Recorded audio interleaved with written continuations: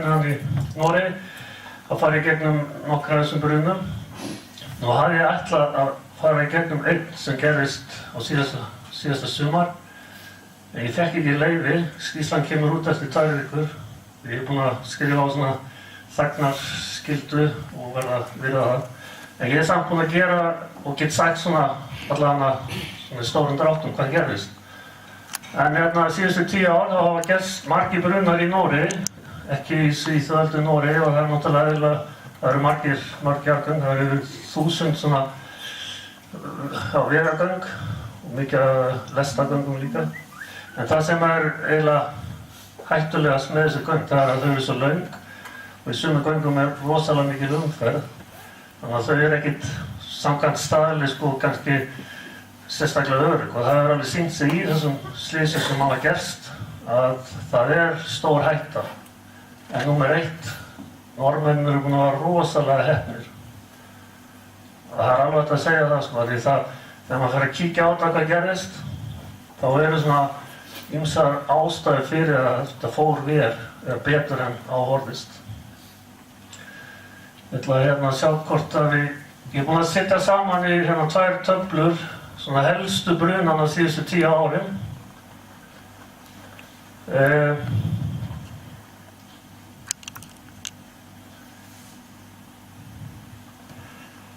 Ég geti lesið þetta svona aðeins. Þetta tafla númer 1. Bara fyrir 10 árum þá var einn svona bruni í flutningabíl. Og ég hef alltaf einhvern veginn verið haldið að flutningabílar væri það hættulegasta sem gæti gerst í jarðgöngum. Því við gerðum tilraunir 2003 í norskum göngum og sáum að flutningabíl, hann gat alveg bara farið upp í hitaafl upp á 200 megawatt. Og það enginn sem lifir af 200 megawatt. En núna síðasta sumar þá gerðist ennþá verri bruni. Það var bensínbíl, tengivaxi byrjaði að brenna og hann alveg bara langt yfir 200 megawatt. En allir lifðu af. Út af því að fólk hegðaði sig nákvæmlega eins og átt að gera akkurat bara þetta fjallar sekúndu Og af hverju gerðu þau það? Jú, að ég fundu bensínlykt. Ef þetta hefði verið flutningabíl, þá hefur hegðað sér allt öðruvísi. Og ég held að það sé ágætt að minna það. En ef við förum bruni í bílstjórahúsi á vöruflutningabíl, það ekkert óalgengt. Og menn hafa verið að tengja það þessu með að það að koma inn bæði í Noregi og Svíþjóð mikið af pólskum, tékkneskum flutningabílum, bílstjórum með rosalega litla reynslu að keyra í svona landslagi. Mikla brekkur, þeir nota aldrei mótorbremsur og svona, þeir standa á bremsunum þeir eru að fara niður í þessi göng og það sýnt sig að oft þetta tengt hvernig menn keyra þessar flutningabíla. Og þá byrjaði þetta í vélarrúmi og síðan bara kveiknaði í sjálfu bílstjórahúsinu, það fór aldrei yfir í farminn. Og þetta svona áætlað í svona 10 megawatt og það eru 2 svona venjulegir fólksbílar, Peanuts. Og það náttúrulega enginn sem dó. En samt, þetta eru erfiðir brunar að það mynda svo mikið reykur. Það erfitt að komast inn fyrir slökkvilið og vita hvað eru margir þarna inni, hvaða aðferð við að nota til að fara í og reyna að finna fólk. Og ég kem mikið inn á þetta með slökkvilið og það gleður mig að sjá að það eru svo margir frá slökkviliðinu. Og við vitum það að við erum með Hvalfjarðargöngin ekki langt frá.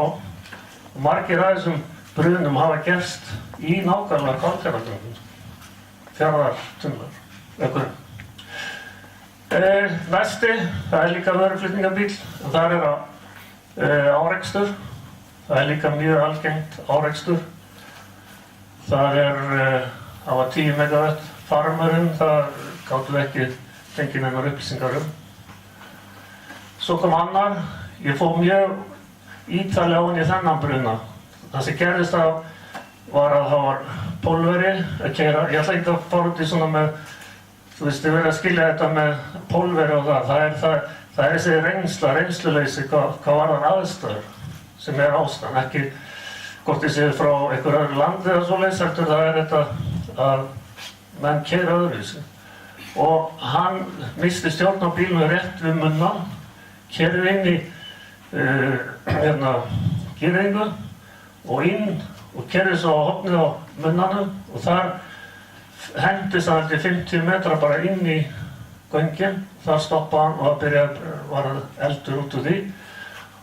Og sá bruni fór bara alveg upp í 75 megawatt og það mikið. Þá eru menn farnir að tala hættumark fyrir þá sem eru að vinna í göngum. Og málið er það, hvað ég að gera ef það kveiknar í einhverju við munnan? Ef við ekki bara snúa við loftræstikerfinu þannig að þú blæst bara beint út. Í Noregi þá eru við búin að ákveða áttina á öllu loftflæði.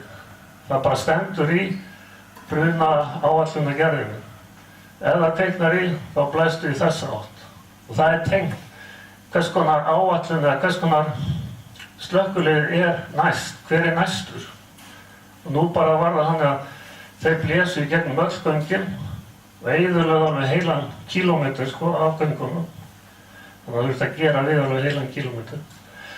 Og þá kom ég inn í þetta og spurði hvað hefði gerst ef við hefðum snúið við leiði í hín áttina og bara blásið út.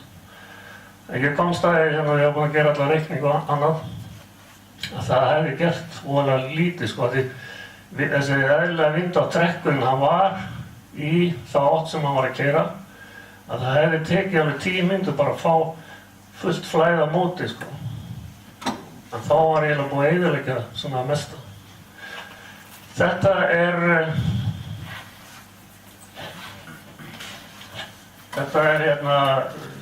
bruni sem mjög sérstakur að því leyti að það var svolítið há hita, eða mjög hátt hita. En síðan hafa komið fleiri svona, frekar minni, en það er mikið svona með pappa, og þið veitir hvernig pappi þetta eru svona rúllur, og þær eru svo þykkar og það kveiknar í þið, og það er alveg vonlaust að slökkva, þetta bara tekur alveg rosa tíma náttúrulega að brenna upp, Þannig að það er svolítið til vandræða að svona brunar og ég sýni ykkur mynd frá einum eftir.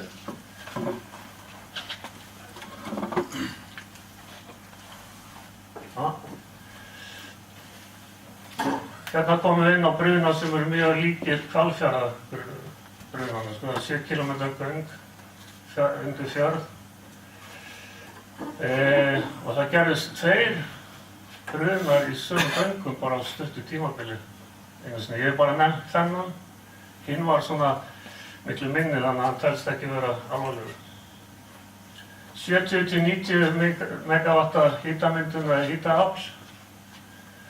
Þetta var alveg fyrir ykkur sem eru í slökkviliðinu ættu að lesa skýrsluna ef þið hafi ekki gert það.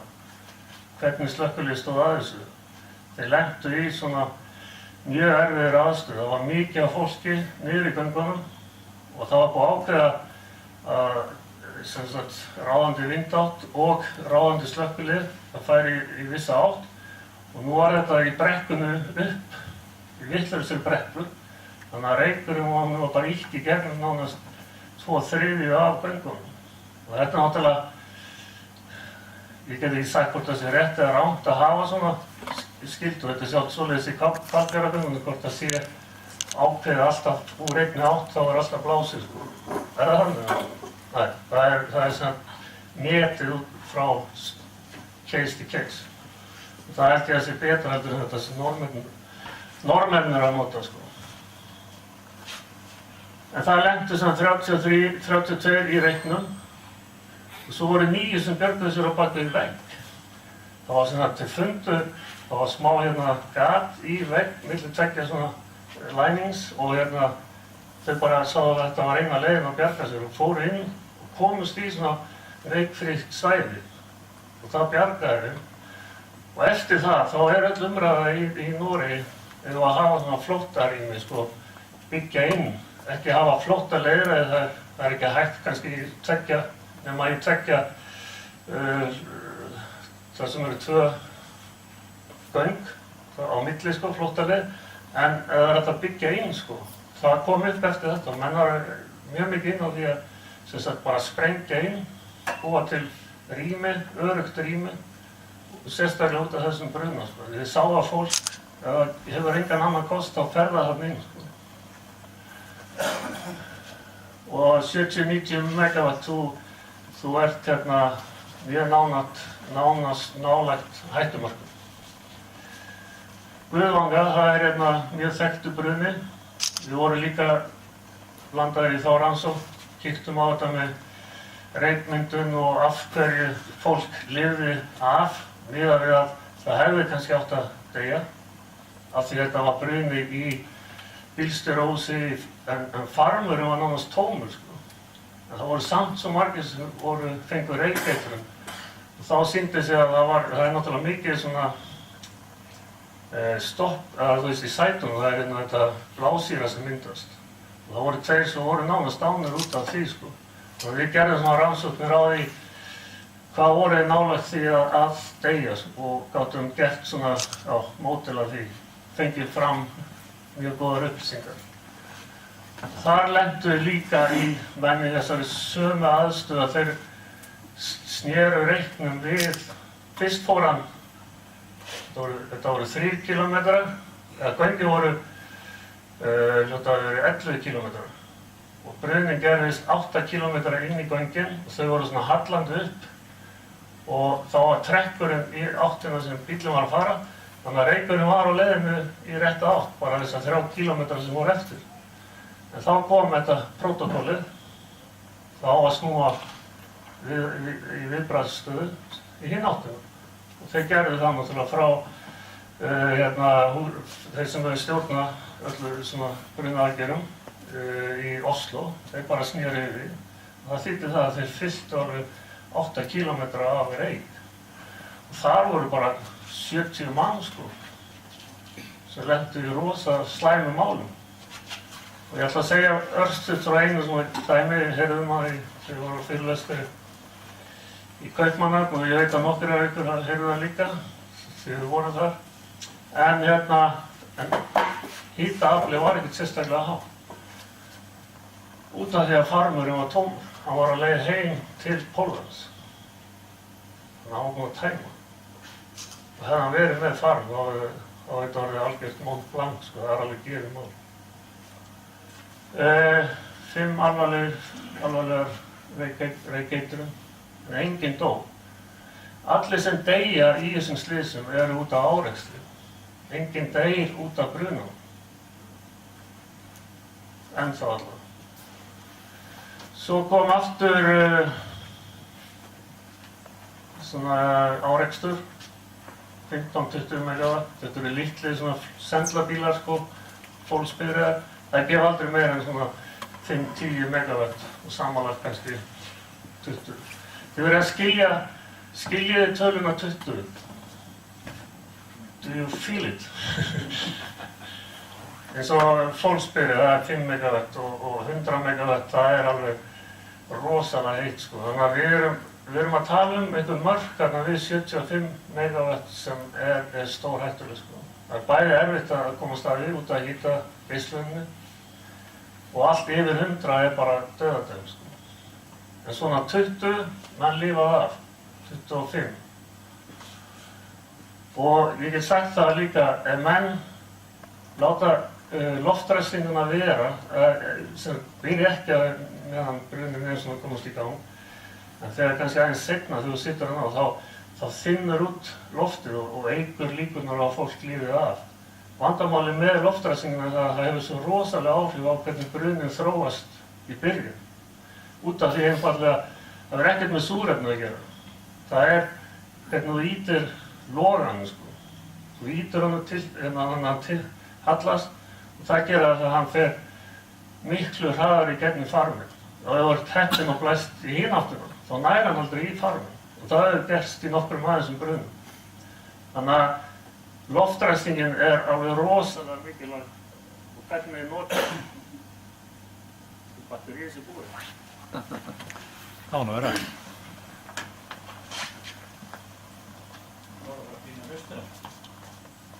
Notið í batteri? Já, batteri. Og það sama. Ég er alveg svo mikil svíi, þannig að ég er alltaf tilbúinn, sko. Þetta er passað.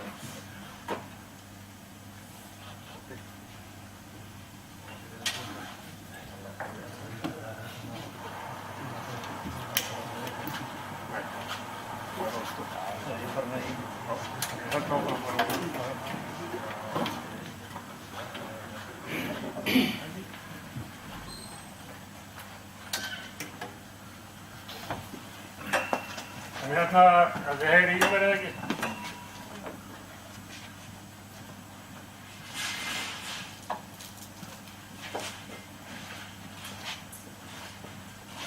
Þetta eru brunar sem við ráðum við. Þetta eru brunar sem eru stórhættulegir. En með góðum aðstæðum getur fólk komist undan út úr þessu. Það hefur sýnt sig nákvæmlega í þessu. En það sýndi sig að þetta eru mörkin.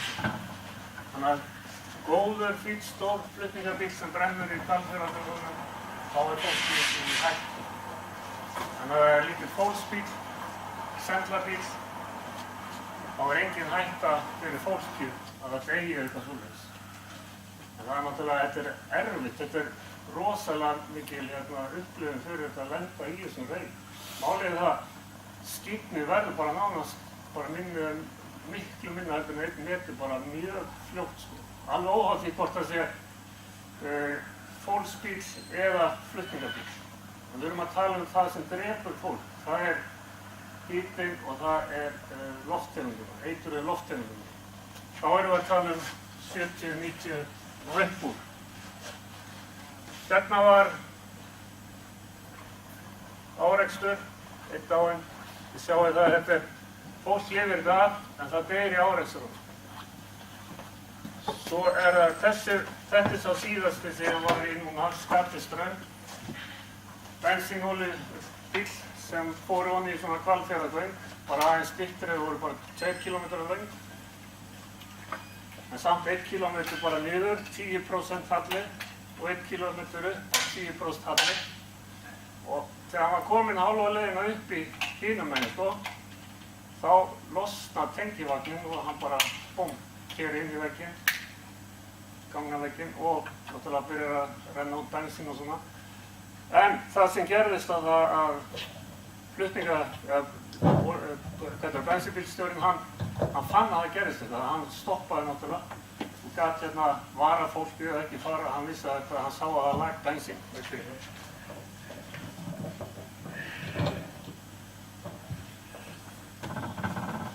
Blessaður Björn, þú ert alltaf snemma.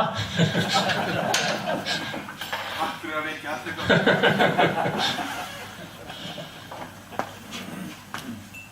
Og en eins og ég sagði á að ég var búinn að undirbúa fyrirlestur þennan bruna alveg með allt, sko, en nú 2 vikur í skýrslunni og ég er bundið þagnarrétti, þannig að ég má bara segja svona, ekkert nákvæmlega hvað gerðist, en samt það kveiknaði í honum og það var rosalega eldur og en af því að fólk hegðaði sér nákvæmlega á hárréttan hátt þá gat það komist út og þá var það sem ég kallaði heppni. Af því hefði fyrir yfirvöld, fyrir vegagerðin og annað. Bæði flutningabílstjórinn sem var, hann var með þetta eru 6.000 lítrar í tengivagninu sem runni út, eða brunni upp og hinir 16.000 voru í bílnum hans. Þannig að hann bara keyrði út á fullu, sko, og reykurinn á eftir honum. Þannig að hann rétt náði að koma sér út, sko. Bjargaði sér og fleirum, það var ofan við brunna og neðan við, það komu fullt af bílum inn, sko. Það fólk sá allt í eitthvað bensín hann að leka og það er svona einhvern veginn að segja sjálft að ég á ekkert að vera hérna, sko. Þannig að það náttúrulega bakkar út, sko. Þetta var bara eins og í Hollywood-film hvernig fólk hegðaði sér. En það náði að bjarga sér og þetta voru sekúndur, sko. Og þetta voru það til 5 fólksbifreiðar sem hefði getað lent illa í þessu, pluss á flutningabílinn. En hann náði að fá það til að snúa við og allt sér. Hann var eiginlega hetja, sko. og allir hana, finnst mér. En samt, við erum að tala sko allt aðra deild sko. Þetta er úrvalsdeildin. 200-400 megawatt. Þannig að ef fólk hefði ekki fundið þetta í sér að bara koma sér út bara leið sko, þá hefði það bara dáið sko. Slökkviliðar ekkert í þetta að gera.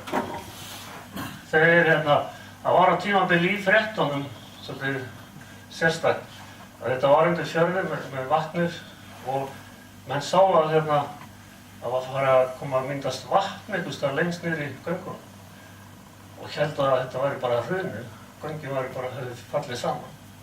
En það sýndi sig náttúrulega þetta var dæluhúsið og þá hækkar sko vatnið, maður hættir að dæla út sko.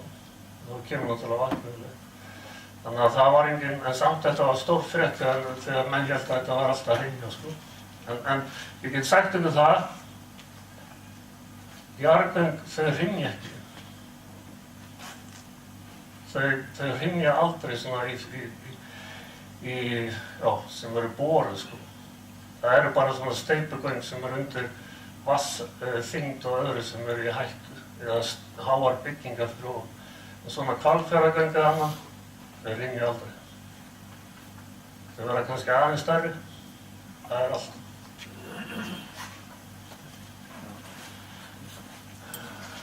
Hérna er eitt sem ég ætla að tala aðeins meira líka. Við vorum deildin okkar í Noregi, hún var í þessari rannsókn. Það var rúta, 2 rúta, full af Kínverjum. Það hefur verið rúta full af Kínverjum sem fór að hliðina. Og það er eitt mál sko, það er mikið af túristum á Íslandi, en það er líka rosalega mikið af túristum í Noregi. Og sérstaklega á sumrin. Og þetta náttúrulega veldur töluverðu vandamáli í svona aðstæður, við svona aðstæður, þið þekkið það náttúrulega. Það er þetta með mál og annað og hvernig á að segja til fólks og annað, þetta náttúrulega hefur allt áhrif.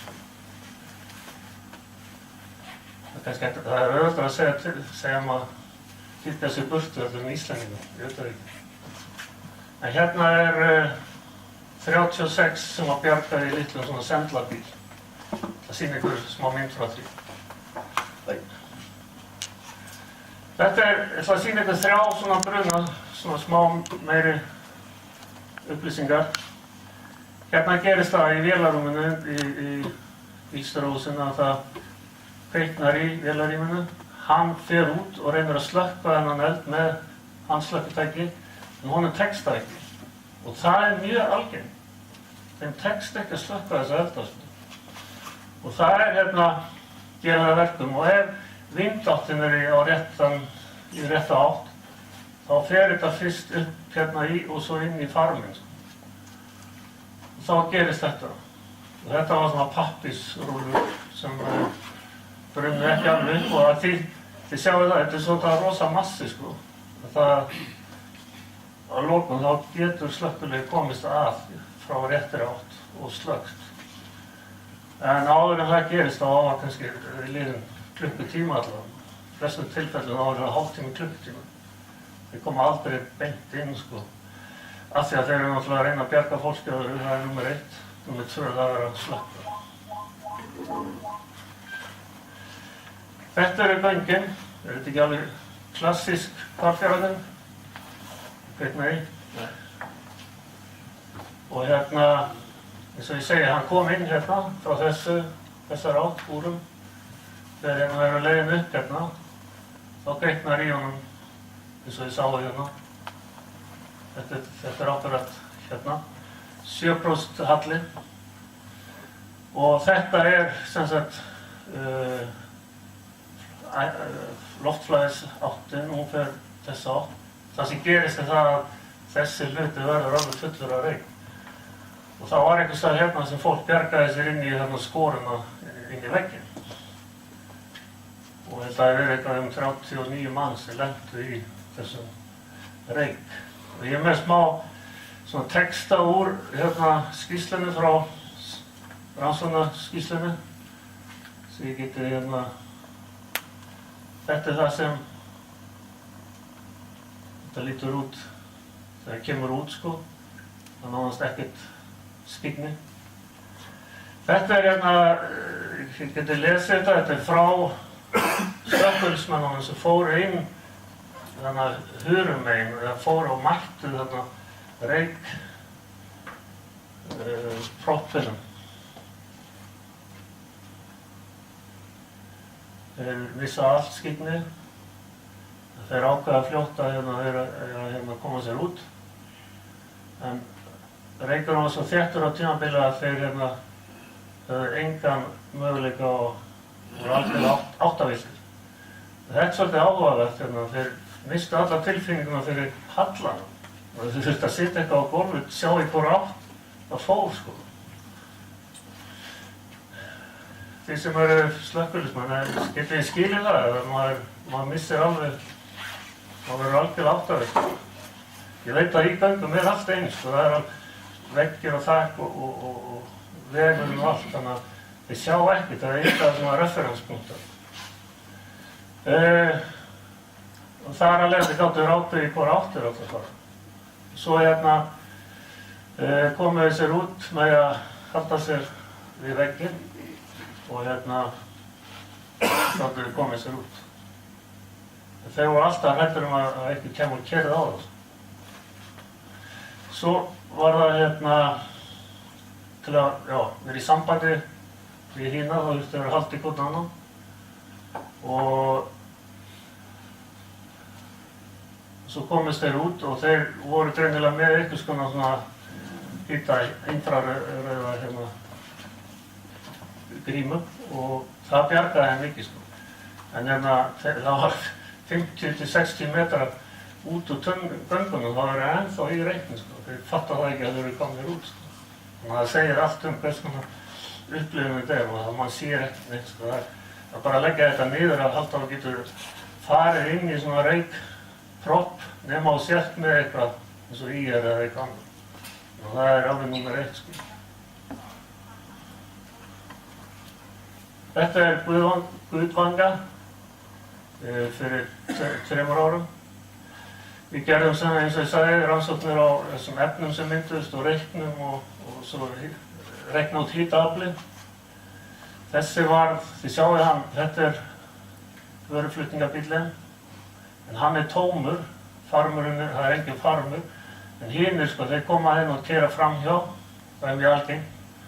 Það er eitthvað sem er greikna í, númer 1 er að koma sér út sko, og þeir keyra framhjá. Þessi, ég man ekki hvað hann gerði, hvort hann gerði ekki bara út líka sko. En þeir náðu, og þetta er í þá átt sem er upp á við sko, og er eðlilegur trekkur. Það sem gerist seinna, það er þessi snúið við og allir bílarnir hérna fyrir neðan sem er í biðröð og bíða sko, þeir fá allan reykinn yfir sig. Og það er svo hættulegt, það er enginn á staðnum til að taka ákvarðanir hvernig eigum að snúa reykinn með loftflæðum. Svo bara er kannski með 70 manns eins og í þessu tilfelli. Svo bara hellt yfir hættulegum efnum sko. Þetta er það sem kemur út úr þessu. Þetta er nákvæmlega eins og kom út úr göngunum okkar þegar við vorum að gera tilraunir. Þetta er bara kolsvart og sér ekki neitt. Þetta er raunarsaga vegfarenda. Þetta var